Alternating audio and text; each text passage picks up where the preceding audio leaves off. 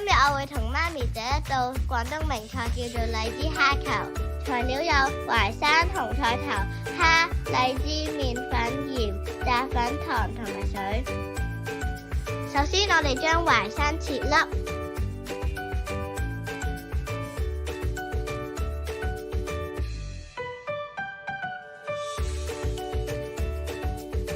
跟住我哋將淮山放入攪拌機入邊，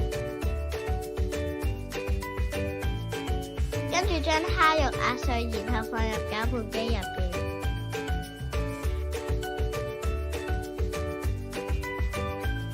調味之後，再用攪拌機攪成糊狀。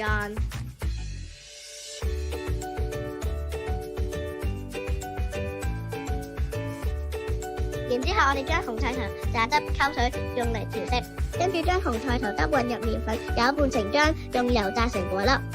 跟住將淮山蝦球點上紅菜頭麵粉果粒，準備油炸。炸嘅時候要小心啲啊！你睇下，炸好啦，係咪好似真嘅荔枝呢？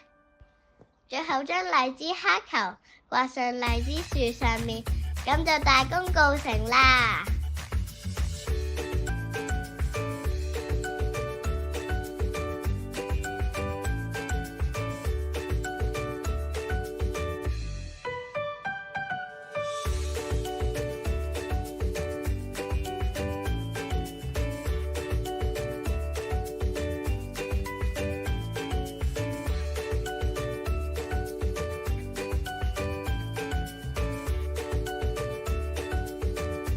完成啦！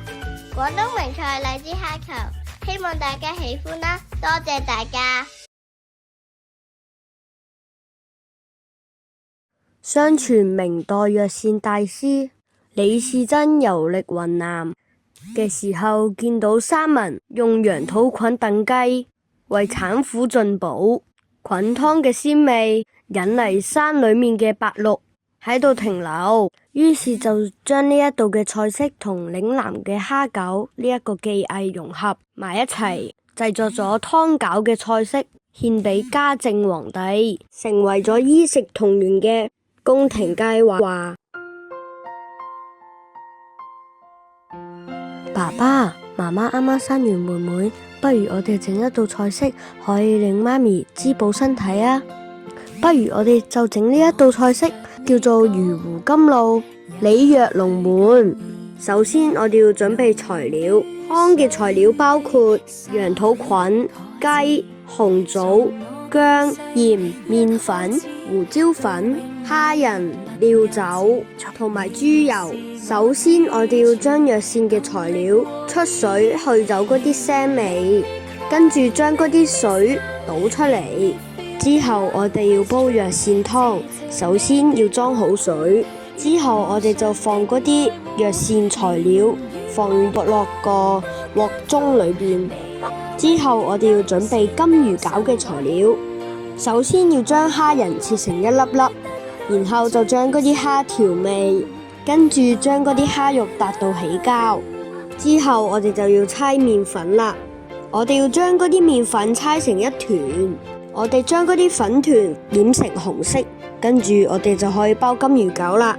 包完金魚餃之後呢，我哋要喺金魚餃上面印一啲魚鱗，之後就可以攞金魚餃過去蒸啦。金魚餃大概要蒸8分鐘，一瞬間我哋就蒸好咗個金魚餃啦。喺呢個時候，我哋嘅藥膳湯都已經煲好咗啦。首先我哋將個藥膳湯撥落個壺入邊，然後再將蒸好嘅金魚餃放落個碟入邊。我哋食金魚餃之前，要將壺入邊嘅湯淋喺金魚餃上面，咁就完成咗呢一道魚湖甘露里約龍門嘅菜式啦。希望媽媽中意呢道菜式啦。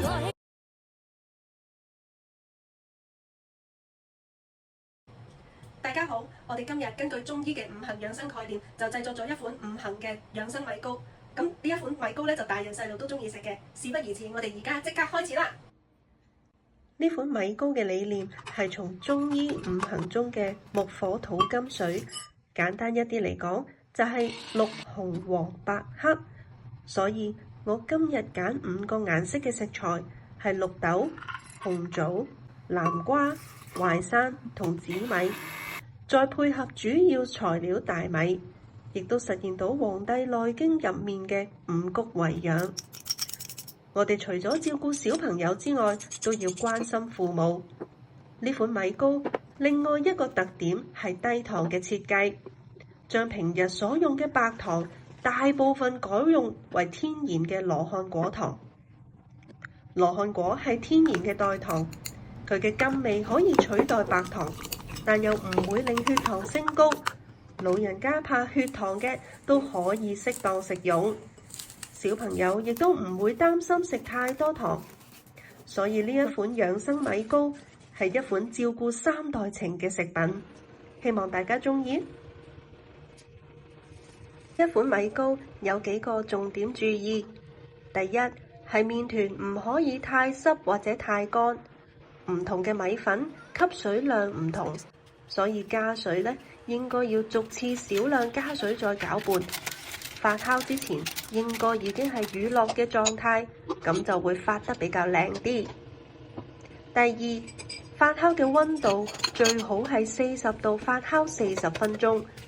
第一次發酵之後，要攪拌移除空氣，再進行2次發酵，大概6至7分鐘。第三，蒸煮嘅時候，第一層麵團要凍水入鍋，水滾之後，每5分鐘加入1層，總共蒸煮嘅時間呢，大約30至35分鐘。第四，煮好之後，唔好立即開個鍋蓋，熄火之後要等待2至3分鐘，可以避免呢蒸好嘅米糕呢就回縮返入去。如果大家食麵包都食到悶悶地，希望大家學咗之後返屋企都可以試下喎。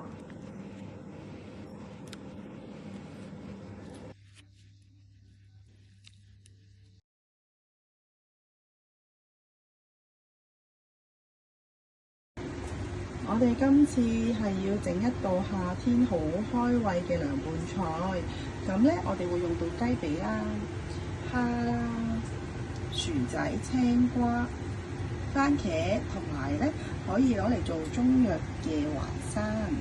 調味料都好簡單嘅，有麻油啦，有白芝麻同埋胡麻醬嘅。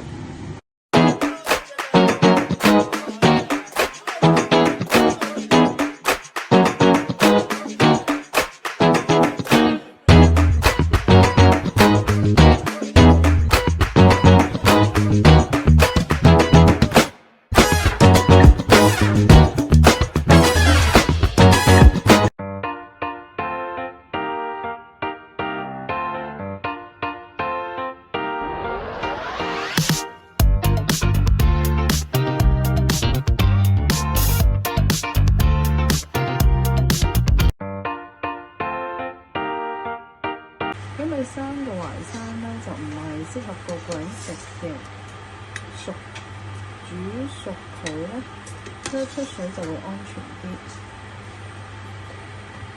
咁呢個雞髀咧，我哋預先就熱咗噶啦，跟住蒸20分鐘，再焗一焗咧，咁就 OK 嘅啦。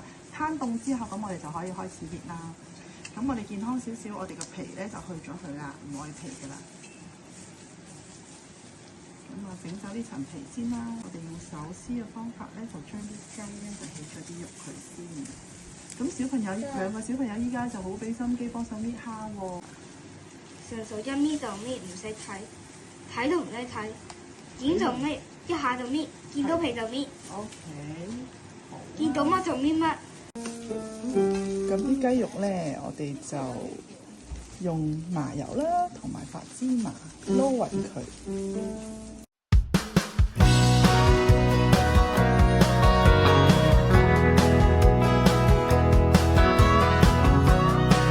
最下邊見唔到嗰啲偷食，最下邊白色見唔到嗰啲咩？淮山係咪？淮山係好有益嘅中藥嚟㗎。爺爺中意食入面嘅淮山，我同我阿母中意食蝦，我就中意食番茄，我同埋我阿母就中意食青瓜。我哋成家都好中意食雞。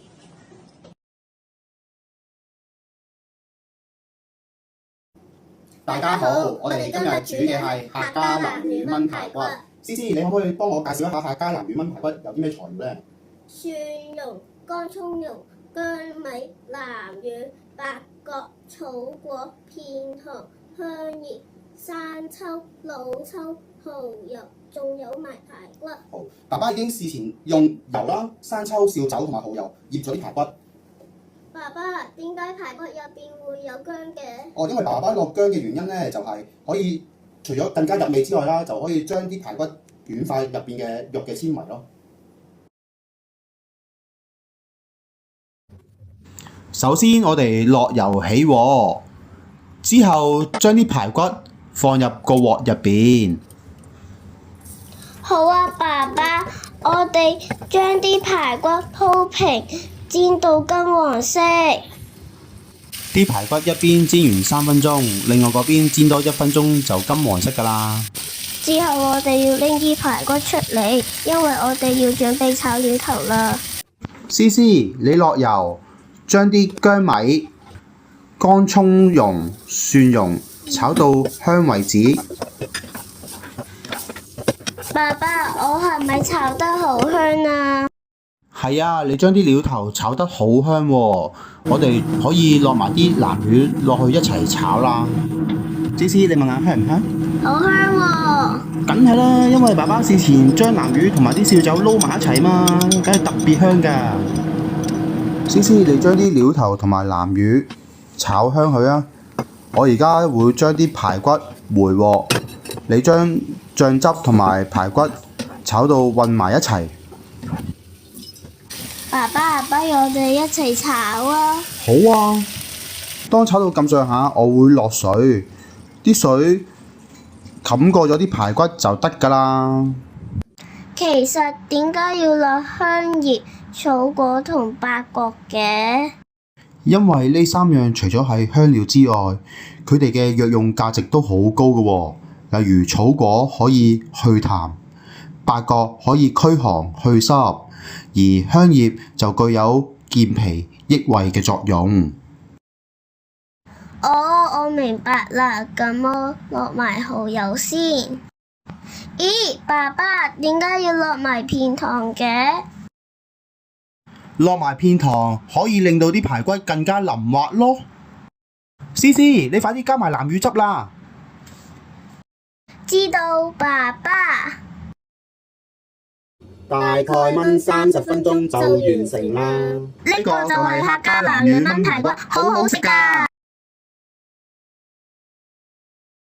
大家好，我係荃灣公立何傳耀紀念小學6D 班嘅陳月仁。我今日要同媽咪一齊煮一道菜式，叫做藥膳紅燒肉。首先要介紹一下材料先，有黨參、紅棗、八角、枸杞、肉桂、薑片同埋當歸。當歸就可以調經補血，黨參就可以補中益氣，肉桂就可以促進血液循環，八角就可以助消化，五花肉咧就有豐富嘅蛋白質。多謝呢個機構咧舉辦呢一個烹飪嘅比賽，可以同媽咪一齊煮嘢食。啲五花肉咧，記得用凍水嚟飛水。首先我哋落咗啲薑片咧，就爆香啲薑片先，落啲油爆香佢。啲五花肉係啦，煎一煎佢，炒一炒佢。仲有少少金黃色咧，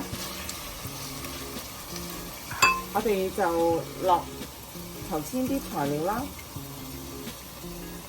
八角啊、當歸、當歸、肉桂等等嘅材料啦，之後我哋咧就加水，冚過去啲水咧。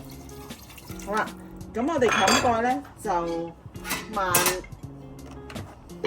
煮個半鐘頭就 OK 啦。呢隻時候咧落埋冰糖同埋生抽、老抽呢啲嘢咧，呢個藥膳紅燒肉就整完啦。咁我哋試食睇下先。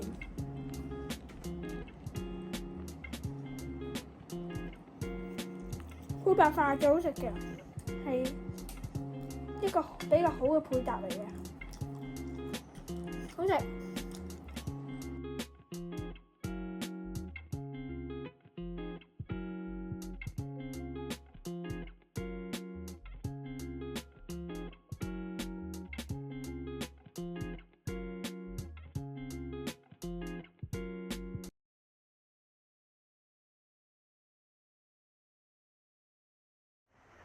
今天我和家人来制作的是五福养生饺。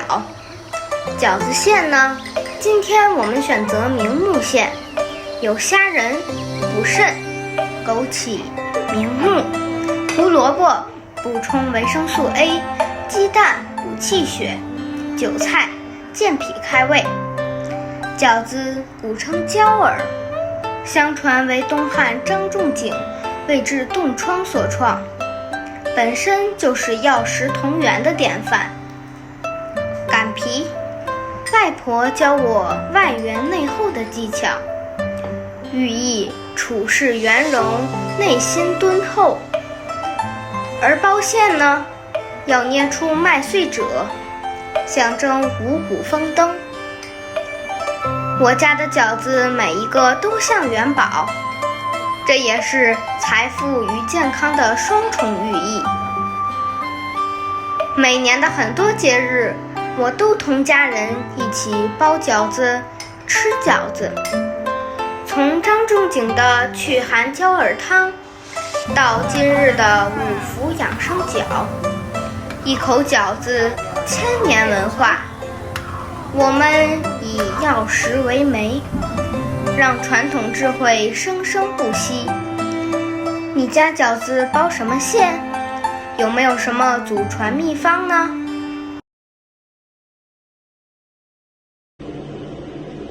大家好，我係食住班嘅陳美黐，今日我哋會嚟整嘅菜式係葱頭、紅棗、桂圓、西蘭花。首先我哋會將啲食物咧切到好碎嘅，咁嚟葱頭啦，呢個嘅紅棗同埋桂圓啦，咁就預備好咗洗乾淨西蘭花咯喎。跟住咧，咁側邊你會見到我哋有已經預備好嘅呢個熱水啦，同埋個鑊頭嘅。咁熱水方面咧，我哋就要開滾水啦，係啦，然後咧就落啲油，跟住咧已經可以將嗰個西蘭花咧擺埋落去啦，然後就揾個蓋冚住佢啦。要等佢切好晒之後咧，我哋就要開火啦，然後就落啲油，盡量落啲油，令到啲食物就可以更加香口啦。然後就呢啲就係健康嘅菜式啦，就比較少鹽嘅我哋，係啦，呢度啲切好晒啦。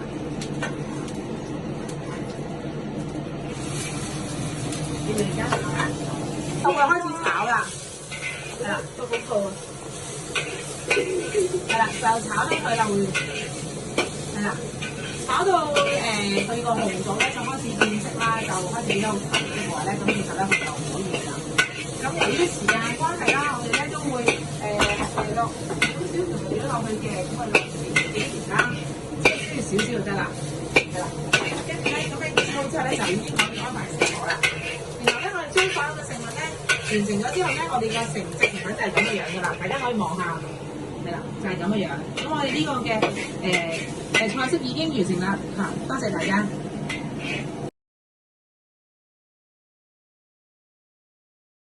媽媽，我們為什麼要吃青團？它有什麼教育價值啊？青團最早是為了紀念介子推而設立的。青團是用艾草做的，艾草具有溫經、散寒、祛濕、止癢、抗菌、抗炎的作用。清明節正是艾草最鮮嫩的時候，是吃青團的最佳時節。今天讓我們一起來做青團吧。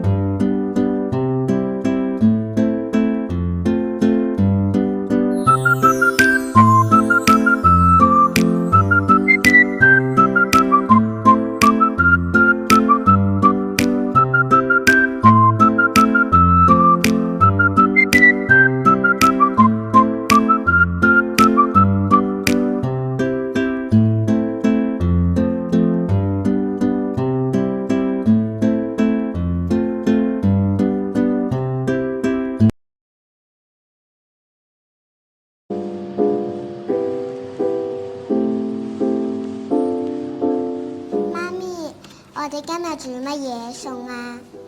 我哋今日煮一道七色彩虹，好唔好？吓，星級廚房度都可以做彩虹？係啊。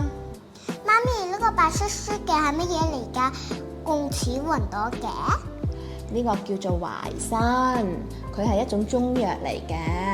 淮山咧含有豐富嘅維他命、蛋白質同埋維生素，咁佢有健脾益胃啦、生津養肺嘅作用，好嘢嚟㗎。我哋平時應該食多啲。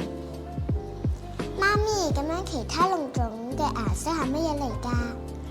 黃色雞蛋、橙色係紅蘿蔔，佢係木耳。呢個紅嘅甜椒、豬肉碎同埋有啲芹菜。我哋而家開始煮啦。好啊，我哋第一步咧要將所有嘅食材切絲啦。由於時間嘅關係，已經切好晒喺度啦。咁咧，第二步係乜嘢？要煮。莉莉，你幫我攞啲豬肉碎嚟啊！好啊。幫我倒喺個薄啊，唔該。好。哎呀，芹菜啊，唔該。倒紅蘿蔔。同埋今日嘅寶貝喺中醫嘅角度咧，淮山係好有益嘅，我哋應該多啲食。將木耳同埋甜嘅紅辣椒一齊倒落去，嚟啊！呢粒鐘就可以上碟啦。叮咚，2-3分鐘時間到啦，我哋熄爐可以起碟啦。嗱，呢個就係我哋嘅七色彩虹啦。哇！熱哦，傻豬！淮山咧係一個好東西嚟㗎，有健脾益胃啦、生津利肺嘅作用啦。咁佢含有好豐富嘅蛋白質、礦物質同埋維生素嘅。大家喺屋企都可以試下呢道菜啊！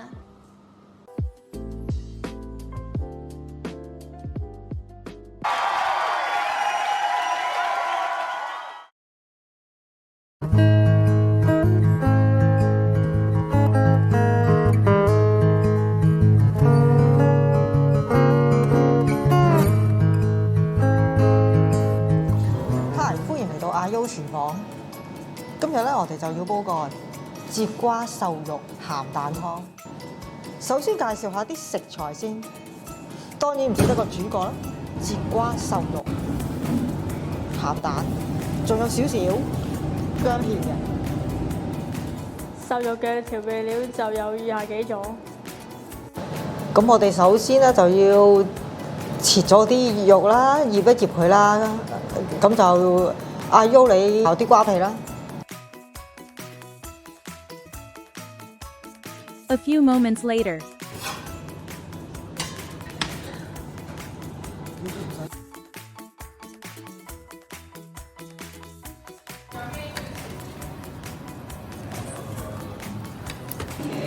嗱，咁啊醃肉咧大概就要10至15分鐘啦。咁呢段時間咧，我哋就煲水同埋等佢刨皮。咁啊切2塊薑片啦，同埋打埋隻鹹蛋嘅。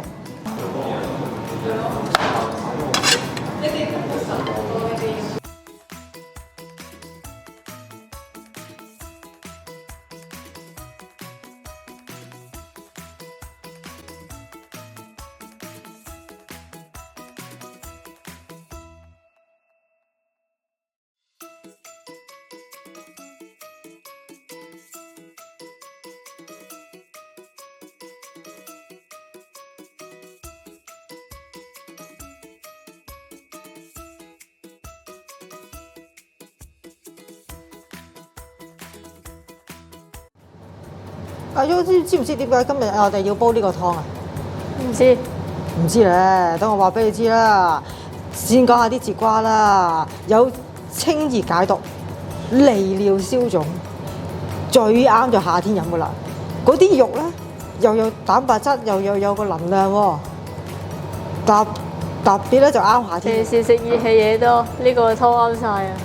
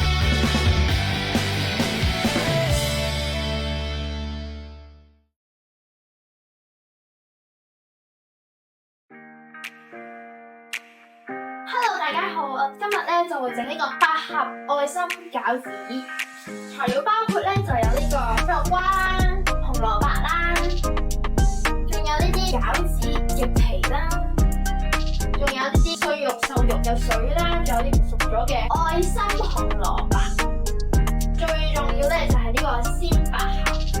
好啦，今日咧我哋最主要咧就係要加呢個8盒，其實係中藥嘅材料嚟。咁8盒咧可以我哋做咩咧？煲湯啦，做呢個糖水啦，蓮子百合糖水又得啦。咁同埋咧亦都可以咧有呢個中藥嘅功效，飲咗之後咧就可以化痰啊、止咳咁樣，咁咧對身體都好健康嘅。好啦，咁我哋咧依家就開始可以包啦，真係。係啦，咁我哋而家咧就可以攞個餃子皮包咗先。裏面咧想包咩都可以，就可以包菜瓜啦、紅蘿蔔啦，仲有瘦肉、碎肉。每個人嘅口味唔同啦，咁我就中意瘦肉多啲嘅，呢啲瘦肉咧一早都會已經見到味噶啦。咩味啊？其實咧你中意咩味都得，呢個調味料都係一啲好簡單啦。如果想個餃子皮可以實啲，應該要點？就落啲水啦，咩水？喺邊邊啊？係啊，咁我哋就可以重複，再重複，再重複，再重複咁樣嚟噶啦。因為我哋整好晒啦，我哋整咗6個。我哋咧依家咧就要去煲水，然後再落去。好啦，我哋咧依家咧就滾落啲水。咁我要落呢個餃子。好，咁我哋咧就大概等幾耐？媽咪，其實煮餃子都好快噶，我諗10至15分鐘咯。10至15分鐘。係啦。好啦，咁我哋10至15分鐘。如果啲水好滾喎，已經好似熟透啦。我哋依家可以熄火啦，依家咧就要熄油上嚟，搞掂好晒啦，熟晒，好香啊！好大成功感，我哋而家攞出去試食啦。OK， 嚟到我哋嘅試食環節。Hello， 好啦，我哋嘅成品咧已經做好咗啦，呢個叫做8盒愛心餃子。OK， 好，咁我哋試食下邊。我哋咧當然咧要有啲點綴，就一定擺呢個就愛心。佢真係好味啊！因為加咗個8盒咧，好味都好有味。其實我今日咧都好開心，同到媽咪一齊呢個屋企喺呢個屋企嗰度可以煮嘢食，同埋可以增加親子關係。我嘅感想咧係咧，我都好開心咧，真係有機會咧，因為平時咧要翻工啦，咁根本冇時間可以同女咧去整一個親子嘅煮餸。對住今次嘅活動咧，我都好開心，可以同阿女啦一齊咧整呢個親子嘅嘢食，真係第一次。咁同埋咧都整得幾好，同埋咧亦都可以咧。可以了解我個女多啲，就係原來佢煮嘢食咧都好有興趣嘅啦。咁同埋咧就希望大家都可以嘗試喺屋企試下煮呢一個叫做8盒愛心餃子。愛心，OK， 拜拜。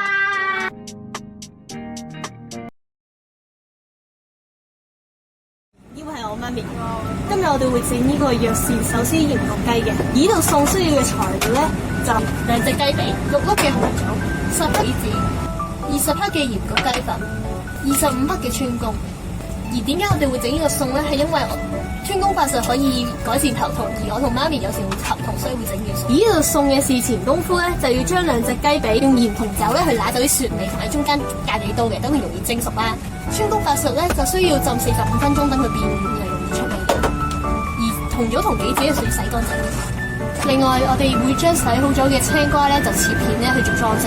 而家咧煲水已經滾咧，就會落半茶匙嘅薑黃粉落去噶啦，會再擺2隻雞髀喺度上色，等隻雞髀有一個鹽焗雞嘅黃色。好啦，而家會將2隻雞髀擺落去啦，之後咧一邊上好色之後就反轉佢再上色，然之後就可以上碟，不斷會反，然之後可以上碟噶啦。上碟完之後咧就要用鹽焗雞粉去幫佢上味嘅。媽咪已經將啲大塊嘅川芎法術紅棗杞子已經鋪咗喺個碟度啦，而其餘咧就會鋪喺面嘅。而我哋咧會用中火咧去將2隻雞髀上色，上到嘅黃色。一色就係咁樣，就好似邊街買嘅雞翼色啦。而家咧就會將啲鹽焗雞粉上去搽上去度上味嘅。好啦，我哋會將20克嘅鹽焗雞粉咧就擺塗上去個雞髀度上味。而家我哋會將醃好鹽焗雞肺嘅雞粉嘅雞髀咧就上去呢隻料度，鋪咗材料上去噶啦。隻杯咧就我嚟鎖住啲汁嘅醬啦，可以用翻。係鎖汁。而我哋而家咧會鋪埋剩低嘅材料上面度嘅，用熱水滾計咧用大火去蒸佢15分鐘就得啦。呢碟咧就已經鋪好材料嘅雞髀啦，而家就會擺落去煲水度蒸佢嘅，蒸佢15分鐘。好啦，而家水滾啦，會將呢碟雞咧擺落去度蒸嘅，因為我哋嘅雞髀比較細咧，所以而家會嘗試蒸佢12分鐘。家開始計時。等緊佢蒸熟嘅時候咧，我哋會將呢個用熱水洗咗個青瓜咧，有切片嘅，做裝飾嘅。好啦，而家已經蒸完12分鐘啦，就睇下個雞髀熟唔熟。如果唔熟嘅話，就要蒸多3分鐘。而個雞髀咧係熟嘅，跟住就會拎個碟雞出嚟啦。蒸完個雞髀咧就係咁嘅樣。咁我哋而家咧就拎開個川風快熟啲材料啦，然之後拎2隻雞髀過嚟。我哋已經將2隻雞髀咧夾喺另一隻碟度㗎啦。呢隻碟入嘅杯咧就屬於啲汁嘅。而家打開你就會見到好多汁走咗出嚟啦，呢啲汁就會撈落去。準備一個熟食咁，將雞咧去切肉嘅，正如手撕雞啦。而我哋將部分嘅雞肉嘅筋咧切走咗嘅。而家咧就會落啲調味料落去混合，咁就而家會落呢個嘅1/4茶匙嘅麻油，半湯匙嘅芝麻，同埋1湯匙嘅芝麻醬，同埋我哋鎖翻嘅啲雞汁。呢兜咧就已經撈好醬嘅雞啦，連個雞啦，而家就倒落度，再鋪翻啲材料上去，咁就完成啦。呢一碟咧就我哋製成品，咁啲青瓜嚟拌菜嘅。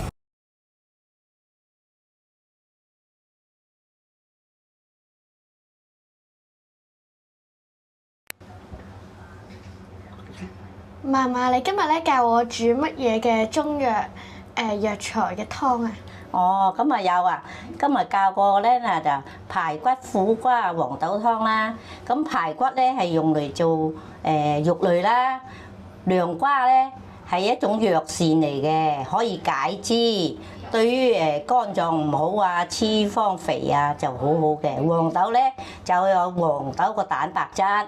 咁加上咧加啲配料啦，有陳皮啦，陳皮咧就降火噶，薑咧又辟寒氣啦，咁加上有蜜棗啦，有蠔豉啦，咁嗰個湯對於係肝臟唔係咁好啊、脂肪多啊啲人飲咧係好有益嘅。經過1個鐘之後咧，呢味湯就完成啦。咁咧呢味湯係我嫲嫲成日煲俾我爸爸嘅，因為我爸爸有脂肪肝，所以我由細到大咧都一直知道有呢味湯。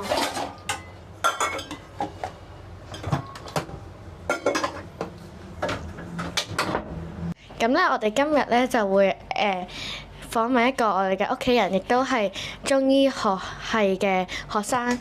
咁問下係咪真係有一定嘅藥膳作用？咁因為呢兜湯入邊咧係有苦瓜噶嘛，咁苦瓜佢係性寒嘅，微苦嘅，所以咧佢係有一定嘅消暑清熱嘅作用啦，所以對一啲肝都可以有降血糖嘅作用，所以對一啲肝臟有問題嘅人咧都係十分之適合嘅。咁入邊又有黃豆啦，有排骨啦，同埋有陳皮，咁佢都可以健脾益氣，咁對於一啲消化系統唔係好好嘅人都其實都好有用嘅。咁就算飲多2碗咧都唔容易食積啦，唔會食滯咁樣嘅，所以係好啱。其實係好啱各類人士去飲用嘅。而家咧有請我爸爸試一試睇下係乜嘢味道咧，個碗湯。其實咧，廣東人咧好習慣咧用藥材中藥咧去進行湯療嘅。屋企人咧，特別上一輩嘅老人家會根據子女唔同嘅體質啦、唔同嘅季節咧，佢都會煲唔同嘅湯水。所以喺湯水嘅角度嚟講，係隱含住上一代人對年青人嘅關愛啦同埋關心嘅。咁今日咧，其實大家聽到我希望咧，我媽媽咧教我女啦煲呢碗湯咧，其實希望佢知道咧，學習傳承上一代老人家咧對屋企人嘅關愛啦。咁藥材入湯咧，其實一個好好嘅湯療作用，亦都對身體好有健康嘅。希望你學識呢碗湯嘅做法，以後爸爸嘅健康就交俾你啦。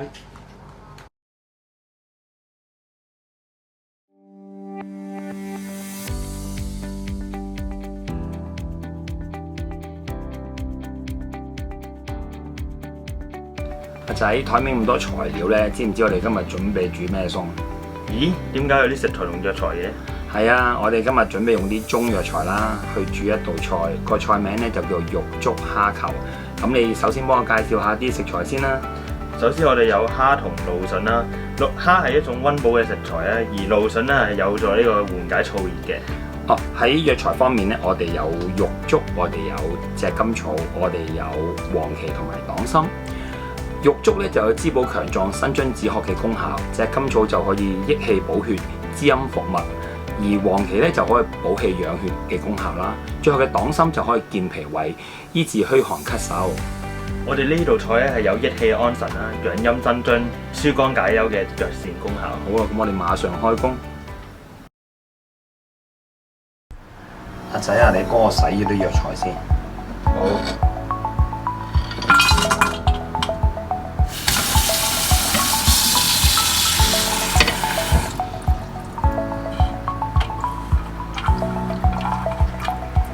你而家幫我落啲藥材落去煮。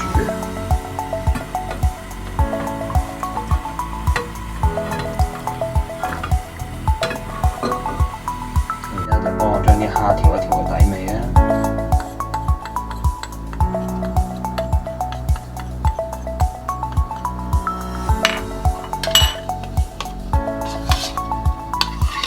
我哋依家咧將啲蘆筍嘅外皮刨走佢啦，咁令到食起上嚟嘅口感會比較嫩啲。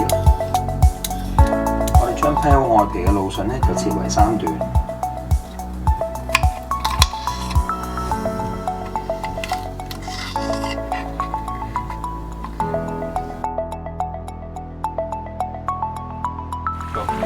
咁我哋將處理好嘅蘆筍咧飛水。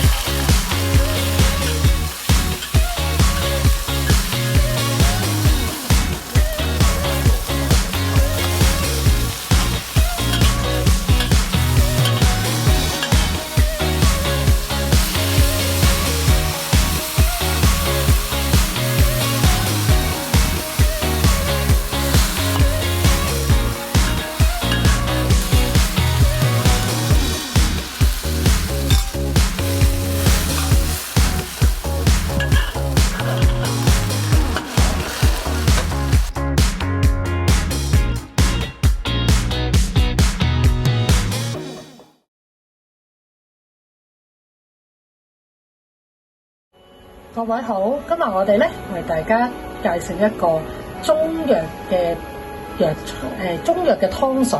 呢個湯咧係我囡囡最中意飲噶。呢個係乜嘢湯啊？魚腥草。呢個就係魚腥草、肉眼同埋薑。太子參、桔餅、蜜棗同埋呢個乾海底椰。調嚟咗啲薑，落多少少薑比較好。有一煲清水嘅。就我哋一陣間我哋煲湯用嘅，將啲薑掉晒落去先。我哋要將呢啲材料咧出一出水先。咁咧我哋係要用凍水，將啲材料出水嘅，將呢啲蜜冬啊、太子參啊，全部都出一出水去啦。始終因為乾晒過咧，都係比較污糟㗎。因為我哋始終曬過有啲成分咧，洗一洗佢，跟住把出一出水。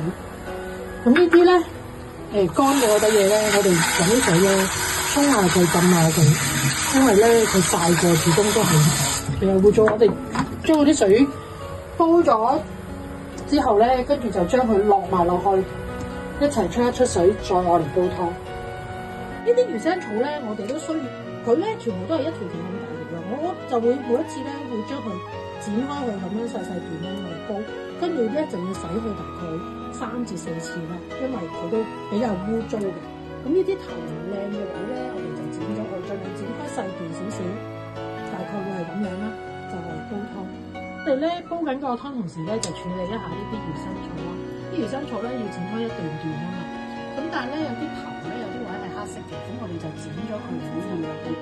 剪咗之後咧，跟住我哋就要將呢啲魚腥草咧就要第一轉咧落啲鹽落去咧洗下佢先，浸一浸佢，洗佢3-4次。頭先我哋嗰啲材料咧就而家大概煲咗35分鐘，咁但係我哋仲未落嗰啲魚腥草嘅喎，咁我哋可以焗下呢啲湯先，跟住咧等一陣再落魚腥草，煲多10分鐘，呢個湯就完成啦。好，我哋個湯咧就完成咗啦，大家可以睇下呢個湯咧好清㗎。咁咧魚腥草咧其實咧對消炎就好有作用嘅。咁我哋加咗啲桔餅啊、蜜冬啊同埋嗰個太子參咧，都係一啲中藥嘅材料嚟煲嘅。咁咧呢啲都係可以對個脾胃好啦。同埋咧，如果有發熱啊或者有發燒咧，飲呢個湯都好。但係大家記住咧，魚腥草係唔可以煲咁耐嘅，最多係15分鐘。咁所以你哋可以早啲煲咧，就焗下佢，夜晚再整翻熱嚟飲咧就好飲嘅。咁啊自己加適量嘅鹽去調配下。咁大家可以煲俾屋企人嚟試下，多謝。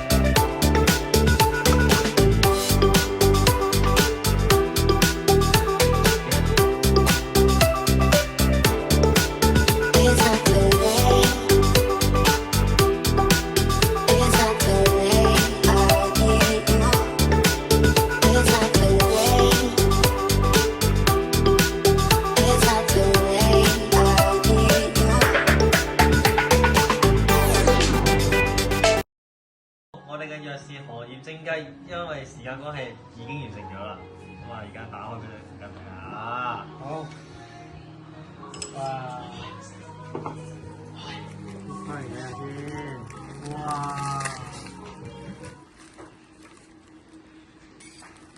香噴噴。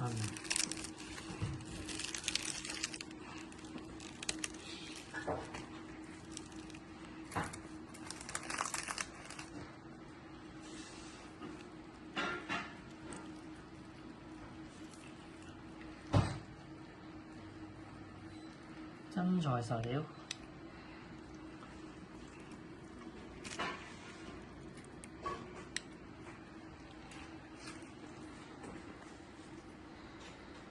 耶！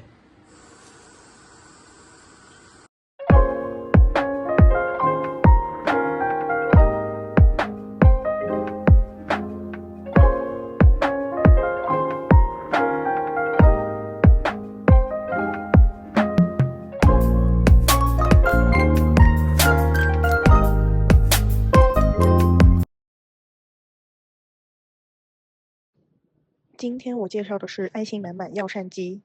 一、怎样认识这道菜？妈妈在婚宴上品尝了药膳鸡，印象深刻。后来婆婆讲述了《三国演义》中与药膳鸡相关的故事，让她对这道菜更感兴趣。结婚后，妈妈经常为我们烹煮这道美味，让我们也爱上了它。每次吃到药膳鸡，不仅能享受到美味，还能感受到妈妈的用心和对家庭的爱。这道菜成为了我们家庭聚餐中不可或缺的一部分，承载着美好的回忆和情感。妈妈的烹饪技巧使这道传统佳肴得以在我们的餐桌上代代相传，成为了我们心中永恒的味道。爱心满满药膳鸡的材料及其好处。鸡肉是营养价值很高的食物，具蛋白质和健康脂肪，对增强体力、维持健康、增肌减脂都有帮助。在中医中有温中益气、健脾胃、活血派、强筋骨等，它能滋养血气、润燥益精，对于虚弱体质都有一定的辅助作用。黄氏可以增加免疫力、改善体力，具有抗疲劳的作用。太子参具有补气养血的效果，促进消化，增强心肺功能。姜可以帮助消化，具有抗炎和抗菌的特性，能提升食物的风味。蒜有助于增强免疫系统，具有抗氧化和抗菌作用。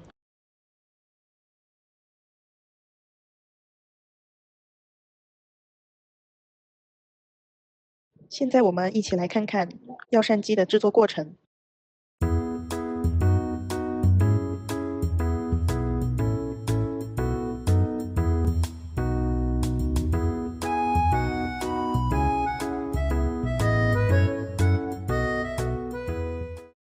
文火慢蒸的关键作用。文火慢蒸可以让食材受热均匀，使鸡肉更加软烂，药材精华充分融入汤汁，提升药膳鸡整体品质及风味。时间与火候的把控，精准的把控，让时间与火候确保鸡肉熟透，营养不流失，同时让药材有效成分释放，达到最佳养生效果。对口感的影响，文火慢蒸使鸡肉纤维松散，汤汁浓郁醇香，入口鲜香，减少油腻感，带来独特且舒适的味觉体验。从古代医书记载到民间，广泛应用药膳文化不断发展，融合了中医理论与烹饪技艺，逐渐形成了丰富的体系。个人感悟：药膳鸡不仅是一道美食，更是一种对健康生活的追求。它让我们在享受美味的同时，也关注到了食物对身体的滋养和呵护。让我们品味药膳鸡的美味，感受其中蕴含的养生智慧吧。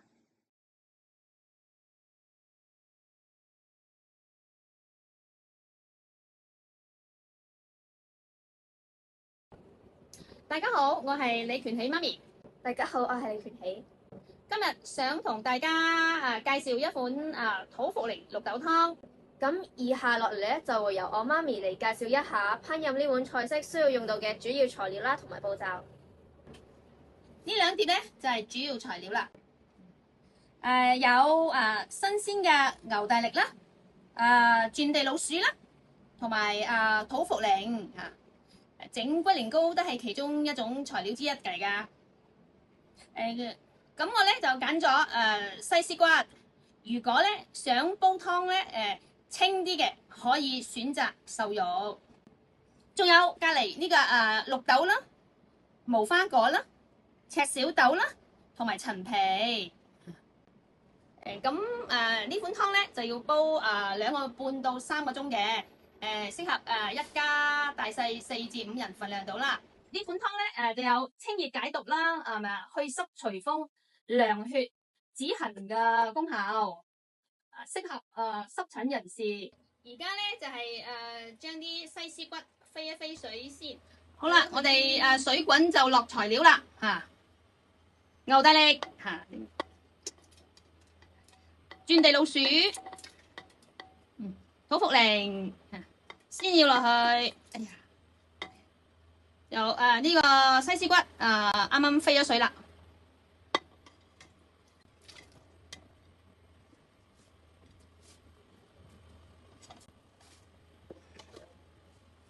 仲有綠豆啦、赤小豆啦嚇。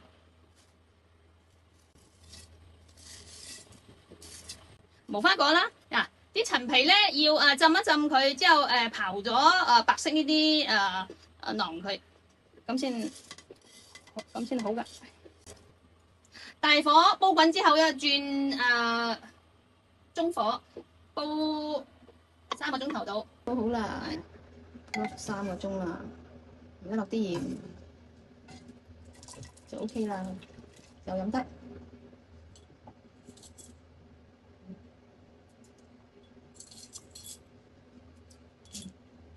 搞掂。